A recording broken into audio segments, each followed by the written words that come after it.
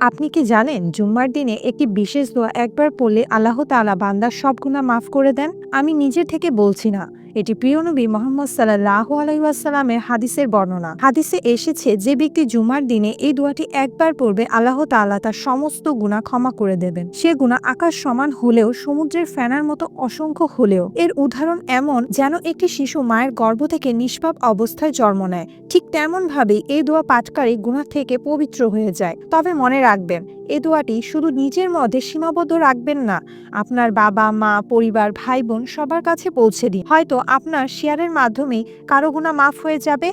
নেক নিয়তেই ভিডিওটি শেয়ার করুন। দোয়াটি হলো আস্তাগফিরুল্লাহাল্লাযী লা ইলাহা ইল্লা হুয়াল হাইয়ুল কাইয়্যুম ওয়া আতুবু ইলাইহি। অর্থ, আমি সেই আল্লাহ তাআলার কাছে ক্ষমা প্রার্থনা করছি যিনি ছাড়া কোনো উপাস্য নেই। তিনি চিরঞ্জীব, সবকিছুর ধারক ও পালনকর্তা। আর আমি তার কাছেই তওবা করছি। কমেন্টে আমিন লিখে রাখুন। আল্লাহ তাআলা আমাদের সবাইকে ক্ষমা করে দিন।